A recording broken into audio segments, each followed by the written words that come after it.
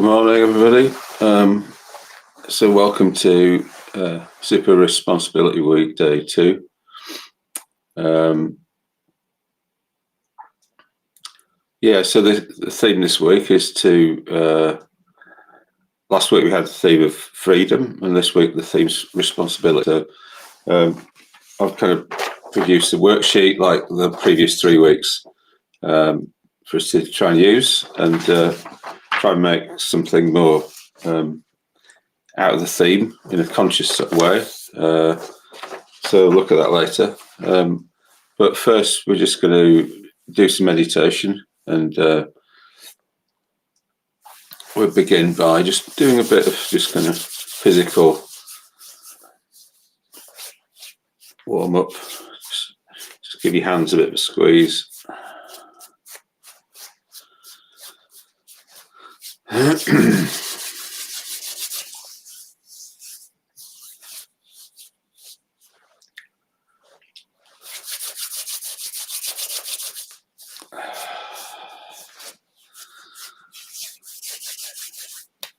Bit of open your mouth and stretch.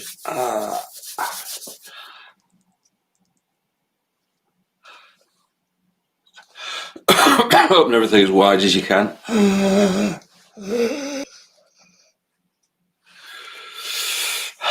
Take some deeper breaths. Stretch the side.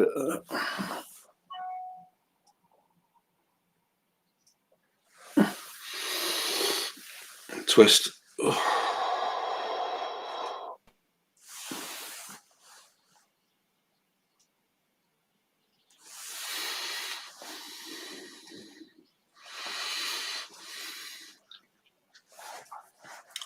Okay, so this morning I'm going to do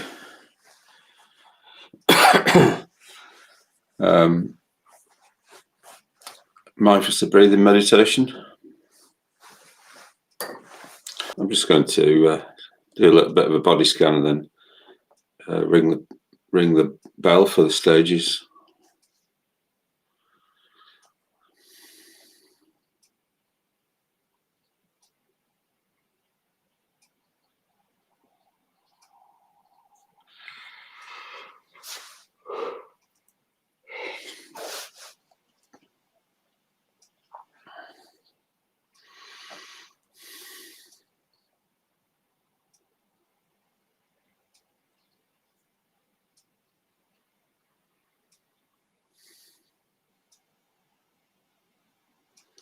So just settling into your posture.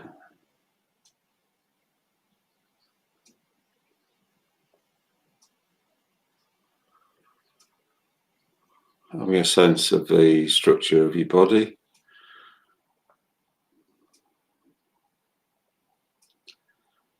And noticing where the bones of the body are, where the muscles are, where the organs are.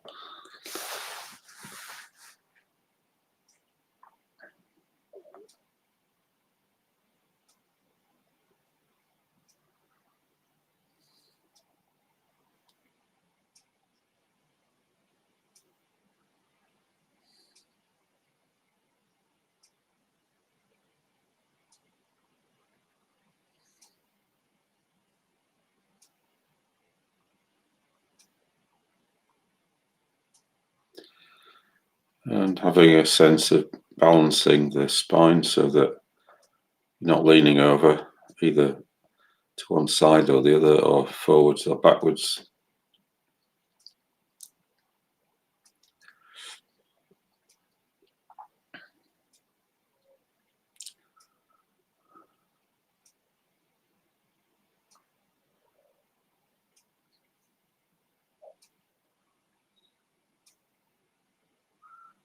And then if you are not leaning over, then the weight of your body can go down through the bones of the skeleton into the ground.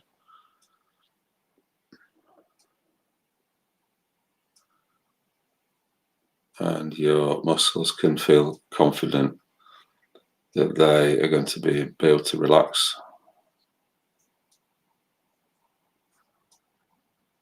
Just like unfurling a fist.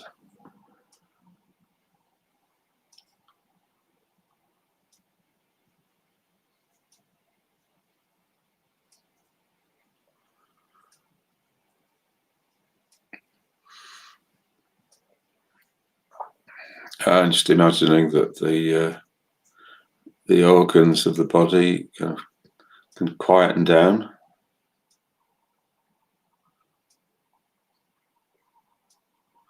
The metabolism of the body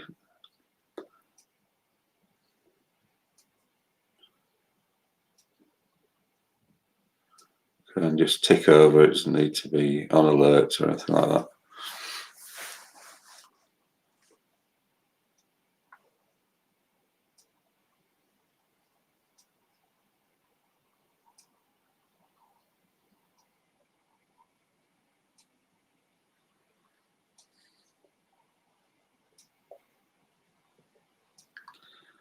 And being aware of how you feel at the moment.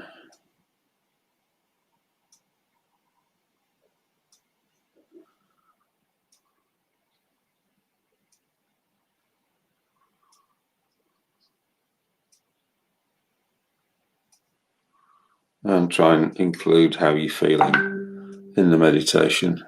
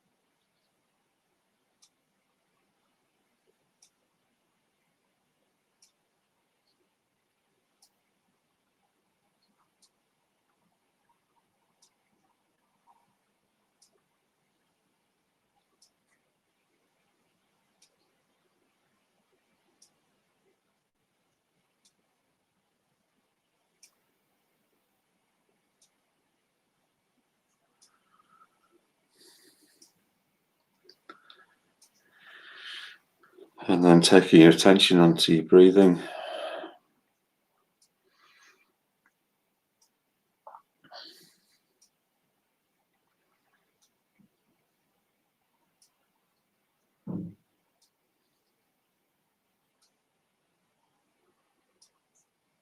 And watching your breath come and go.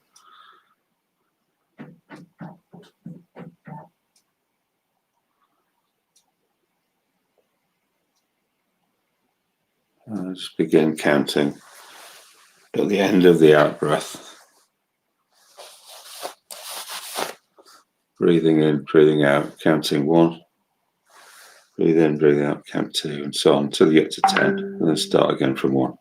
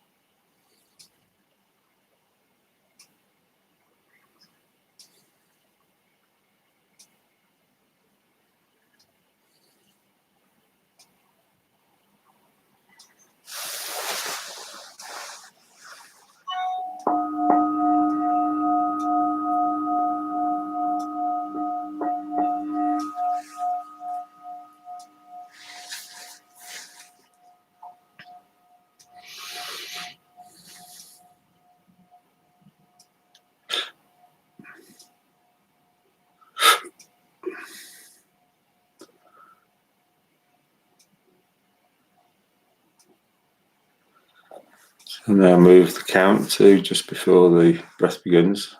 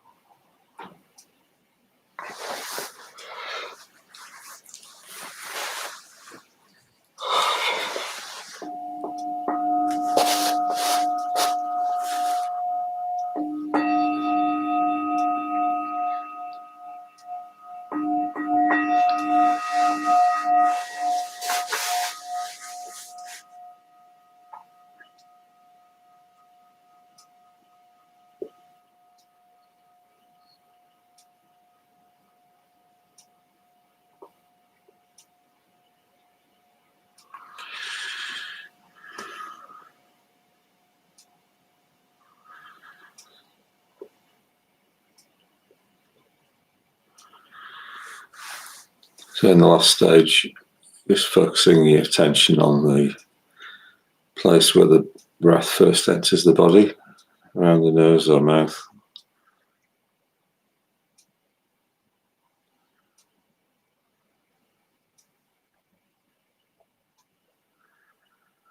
And try to stay with the changing sensations there, delicate sensations.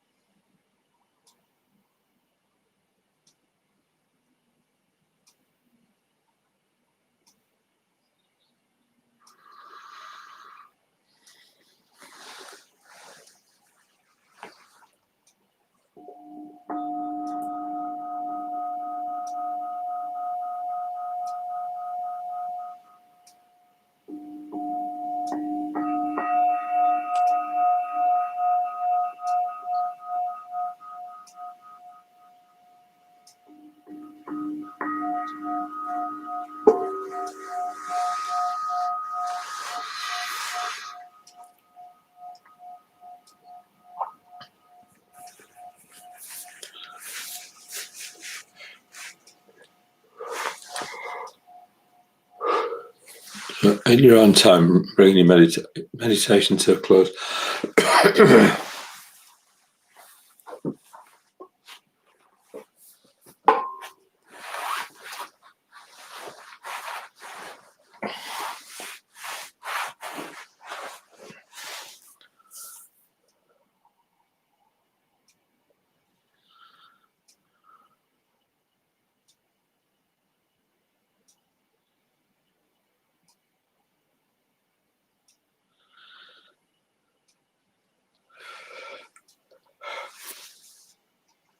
Oh dear.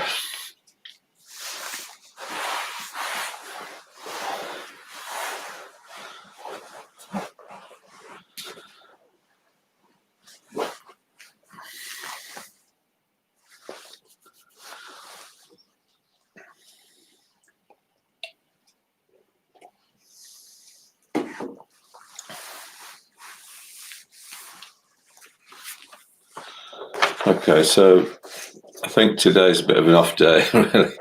I didn't sleep very well last night again, so I feel a bit out of it, really. But I'll do my best. Anyway, so today I'm going to talk about the worksheet, the super responsibility worksheet. So there are 3 columns. So the first column is what do we need more of? So I was thinking about, like yesterday, about leading the Metta Bhavana, and like the being kind of when we're trying to, I know it was a Karana Bhavana, wasn't it? The meditation on compassion. So when we're trying to cultivate compassion, we basically need 3 things. We need to have a sense of the actual suffering that is out there. And yesterday I read out some of the people's experiences who've had COVID-19 from John Campbell's website comments. And I think that just really kind of, for me, just brought it home. It's an actual thing that people are, having no taste or headaches or, feels like they're at altitude with the breathing and that sort of thing. So we need to take on board the actual experience of suffering somehow. And then the second thing we need is to connect with the person that's suffering. So there is a person there who cares about their experience and doesn't want to suffer. So they're distressed by that suffering. So that's the second thing that we need. And then the third thing we need is to be in contact with ourselves, so that it's us that's responding. We're responding to the situation. It's not like we're kind of phasing out or thinking it's all a bit abstract or something like that. We're actually connecting with our emotions, to the person and to their experience of suffering, that sort of thing. So basically, if all those 3 things are in play, then probably we've got compassion happening. We're caring about what happens to people, and because we're in touch with their experience and all that. So on the worksheet, what I've got here is what do I need more of, and I've got care. So that's like that kind of connection with ourselves. Like emotional response. Do I care? Do I care enough? And then I've got focus. So that's maybe the thing focusing on the person. And got empathy. So am I really being empathic towards them? And then I've got resonance. So maybe that's the suffering bit.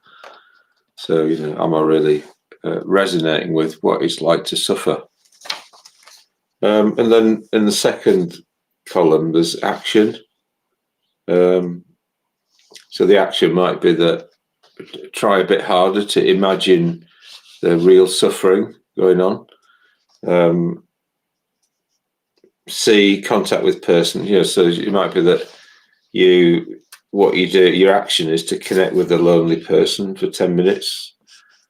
So if you do that, right, C10 or something like that. So just make this up. Just a way of like logging any actions that you're doing. Wear a mask, make a decision to be cautious, if you're out in the world, just to think, I'm going to err on the side of caution here. And no matter what everybody else is doing, I'm going to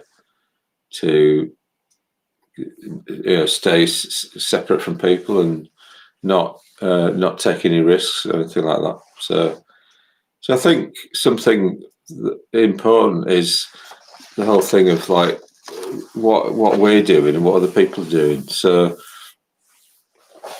I noticed in the news on YouTube that the Mayor of Manchester, Andy Burnham, was in response to the potential change for Manchester. It might be that we go to level 3 like Liverpool have, which is like pubs shutting and that sort of thing, because of the high incidence of cases and stuff. And he was saying, "Oh well, we might take the government to court or something, or we might take legal action or something like that, because we want to protect our people." Well, what's that going to make people do? It's probably going to make them go, "Oh yeah, it's a political thing. I don't need to, So it's going to make people probably be err on the not on the side of caution, but on the other side, on the side of freedom and doing what they want, So I think I'd rather have a sense of no matter what anyone's saying, or what public opinions being put out there, and it might be that people are doing that in order to be popular. It's quite natural that they would.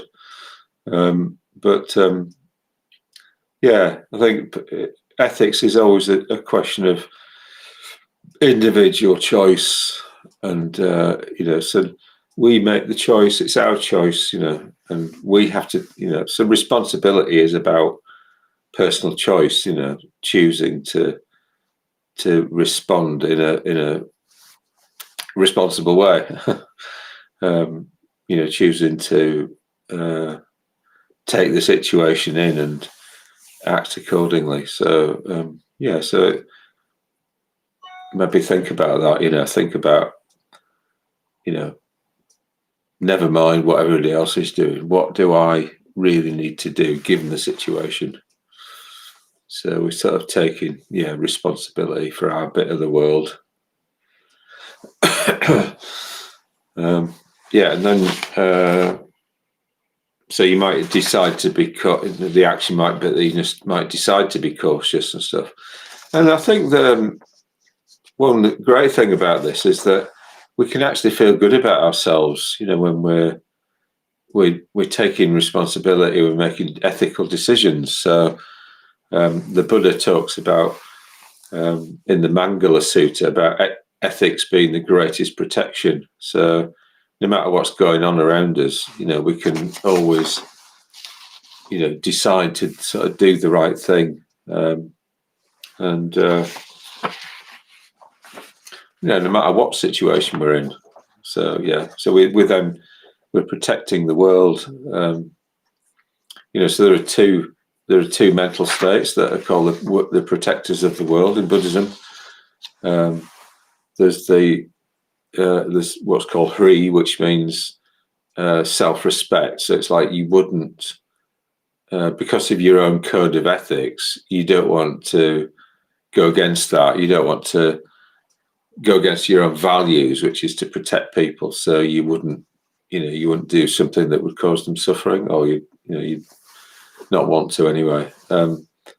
So that's pre, and then you got OTIPA, which means concern for wise opinion. So that this is when you don't do something because you're bothered. It matters to you that if somebody that who's wise would sort of disapprove of you for doing it, think, oh, no, that's not very good. So you don't do it because. So responding to opinion isn't always a bad thing. Actually, it can be a good thing. If you're concerned about somebody's opinion, but they're right. They're wise. And they're disapproving of what you're doing. Then even though it's painful, that pain is a good motivator to stop you doing something that's going to cause harm. So sometimes pain is good. So the type of feeling that's painful feeling that's good is called painful spiritual feeling, or Niramisa Vedana. Yeah, it's our conscience, our caution, those sorts of things. And then in the final column, as usual, what change happened and when did you notice it? So what change in your sense of responsibility did you notice and when? So it might be that, you suddenly sort of start to feel a bit more aware of the situation around you. And so that sense can be less or can be more. So it might be that it went from a 4 out of 10 to 8 out of 10. So you mark when that happened. So yeah, we're trying to use this as a way of being conscious of our needs, of our actions, and of the results of our actions. So yeah, and just kind of make up things that for you seem to be about responsibility, being more responsible.